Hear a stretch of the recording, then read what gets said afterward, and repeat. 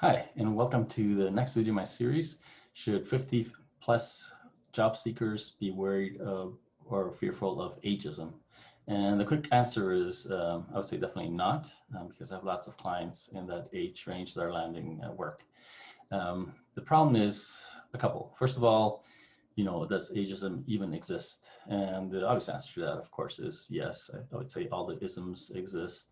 Um, the real question is it a problem or a burden? Because, but not a burden, a hurdle. Because what I mean by this is obviously there's always going to be people out there prejudiced. We can't do that. But in most Western countries, if not all of them, ageism is prohibited. It's against the law. It's illegal. So obviously companies aren't going to have written policies that say we only hire people between this age and that age. There are minimum age requirements, but obviously there's no policies that say, you have to be, you can't be over a certain age. Now, that doesn't mean that there aren't individuals that aren't going to be biased towards a younger employee, let's say. But what I find is usually, um, if you want to be successful at anything, what you have to focus on are the things you have direct control over. And what I find is with my clients that are worried about ageism is that quite often they're not actually doing the things they need to do. They're not focusing their energy on the things they have control over. So what are some of the things you have control over? The first thing you have control over is the jobs you target. Now, what happens a lot is that when people that are over 50 get laid off, they think, hey, I've got all this experience and all these skills and all this education.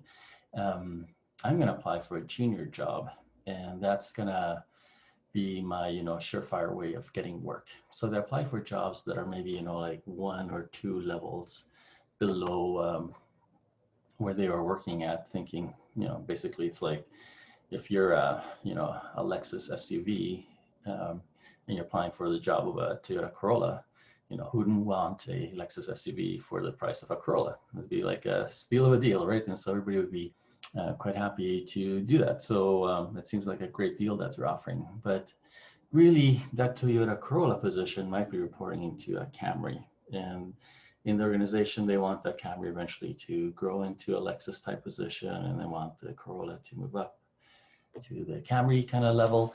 And so bringing somebody in with your level of expertise and knowledge and experience is going to, in a way, rob the person that's basically junior to you from developing the skills, the leadership skills they need to develop. And so what happens is that a lot of people 50 plus, when they're applying for work, they're applying for the wrong positions. They're not applying for the positions that are matched to who they are. Now, there is an inherent problem beyond that, and that is that organizations are flattening. So the kind of positions a person that's 50 plus is qualified to do, there's less of those positions. And then we have another attached problem to that.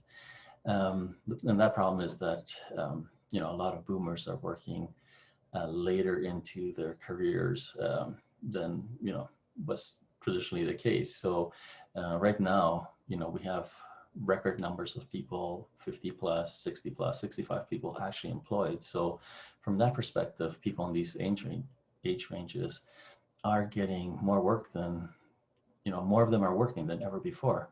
And so the problem is really a type of supply and demand problem where you have this big demographic and that's kind of gone through the workforce, and now organizations are flattening. And so those, high level technical experts, those middle management type leadership positions, there's just a lot less of them. And yet we still have a lot of people that are qualified to do those roles. So the reason I'm bringing these points up is that these are things that are happening in the marketplace. And, I think they account for a lot of the perceived ageism. Again, I'm not saying it doesn't exist, but I'm just saying that a lot of things I think interpreted as ageism when I talk to my clients.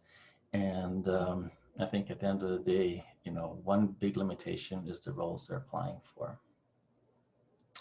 Now, the second thing is, what are these people doing to find work? So what's happened is that when I find somebody that's 50 plus over and that's, discouraged about finding a job, or, often, it starts off with like, well, my neighbors, you know, has, is 55 or 60 or whatever. They've been looking for work for 3 years and they've sent off, 500 resumes and they haven't gotten a single interview. And so for them, this is like clear evidence that ageism is real and exists. And so then my question is, well, why don't you go and ask your neighbor what it is they're doing? And so what the neighbor is doing is basically going online, looking for jobs, and then responding to job postings, and then not getting any interviews. And so, and then I asked them, well, are they scanning the resumes through something like jobscan.co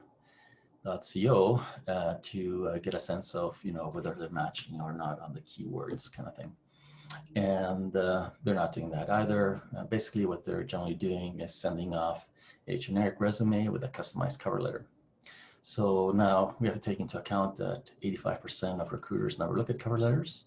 So having any golden nuggets or any gems on your cover letter that aren't also on your resume is a huge mistake.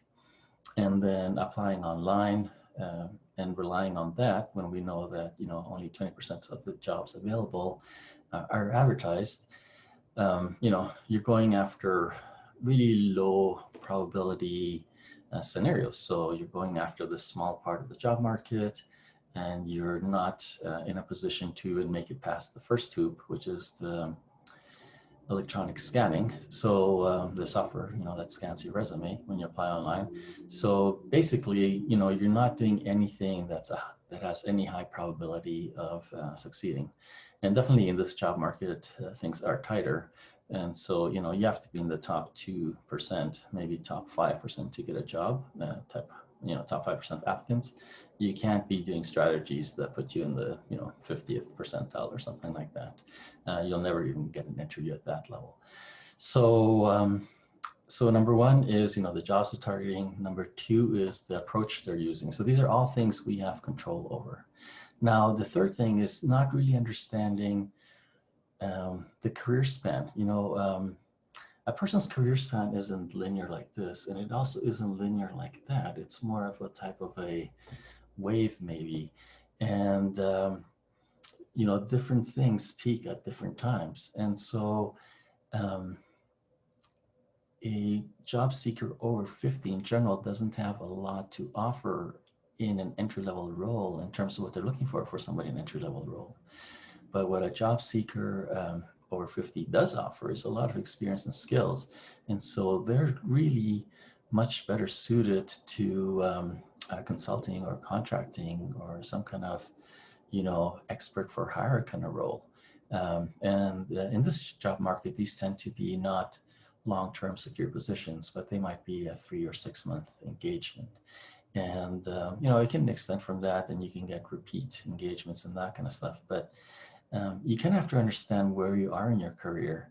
And now I think historically, boomers have made a number of mistakes. And one of those mistakes is to not understand that they are like a product, like a service, and the marketplace is evolving and changing. And so if you're a boomer that invested a lot in your professional development and developed skills and you took risks in your career, then you probably still have, it'll be easier for you to find roles, or, easier to jump into a variety of different opportunities. But if you've kind of been, just relying on that kind of like 1950s mantra that, you work hard, you produce results, you get along with others, you get promotions, and you're going to have a job forever, then we know that that formula isn't enough. You actually have to look at the marketplace, look into the future, and try to anticipate what changes are happening. And I'm going to attach to something that maybe is going to be a little rough and hurtful to some people, but if you're over 50 and you're looking for work, what you really can't afford to do is to look old. And I'm not talking about superficial appearance. I'm talking about meeting clients over 50 who are, thinking about whether or not they should have a LinkedIn profile and really struggling with that decision. Or, they're struggling with learning a new software or anything like that, right? it's, for me, pretty obvious that, if you want to be relevant as you mature, you have to stay relevant in the marketplace, and you have to stay current with the trends. And for me, if you didn't get on LinkedIn 10, 15 years ago, you're already like behind the curve. Like LinkedIn isn't cutting edge or modern or anything like that. Right now, I'm looking at videos of coaches and therapists that are launching their brand on TikTok, and I'm developing my own TikTok channel, and it's challenging because I don't know if I want to be doing like little dances and stuff to get clients. I don't think that's my thing. For me, it seems too much like that monkey with the symbols type of approach to building development, but to building business. But at the same time, TikTok is a type of platform, and you kind of have to understand. And I'm fully in learning mode, but I have to it's a type of like a river, and you want to go with the current of that river. And it's totally different to LinkedIn for sure, and it's different to YouTube and Snapchat and everything else. So the thing is, if you want to be relevant today, you have to be paying attention to what is relevant and how you go with that stream, instead of just digging your heels in and saying, well, I want to I want to be successful in my career. I want to continue working, but I want to do it the way I want to do it, and not the way the marketplace is shifting. So the last thing is that, as a 50 plus job seeker, I would really encourage you to also consider entrepreneurial ventures. You have a lot of knowledge and a lot of experience, and you probably have zero skills in entrepreneurship, or you have some. But really, again, if you're like an evolving toolkit, and you have to understand what you are in the marketplace and the tools you bring to the marketplace. And a number of my entrepreneurial clients, have that kind of itch to be entrepreneurial, and definitely I suggest, give that a serious look. There's coaches like me that help people shift from being an employee to being an entrepreneur. So there is a process, there's steps to take, there are models, there's a way to do it. And, give that a shot, because at the end of the day, you are gonna run into, potentially here and there, one or two horrible people that discriminate you based on your age solely. But in every marketplace, if you bring a really high quality solution to an ongoing problem, people are going to take you seriously. And, I have clients, all the way from, 16 to, 76. So for me, age has not been a barrier, and it hasn't been a barrier in terms of communicating with people, but definitely you have to stay relevant, understand yourself. So in a type of summary, right, you need to analyze your career and understand really what it is you have to offer. You have to develop a vision for your career that isn't just, I want to do more of the same, but ideally, if you're on any kind of like mission, if there's something you're passionate about, I have people that are in that age range that are now starting to write books around topics that they're excited about, or they're starting new businesses, or they're going back to school and getting trained and getting ready for altogether new careers. And so, you want to be not just like a worker bee looking for more worker bee work, but you want to be on a mission to make this planet better, to help others, to solve problems in the marketplace. And finally, if a lot of that sounds kind of good but overwhelming, then hire a coach. I mean, there's a ton of coaches out there. Obviously some are more experienced and some are better than others and that kind of thing. But definitely, look for somebody that has lots of good recommendations and referrals, or if somebody's had a great experience with them, that's a good method of maybe shortlisting them, and then talk to them and see how you feel. And there's going to be an internal kind of knowingness of who to hire, and do it, because a good coach in a couple of months can save you, a decade of learning by trial and error, and making a zillion unnecessary mistakes, and just being really frustrated with the process.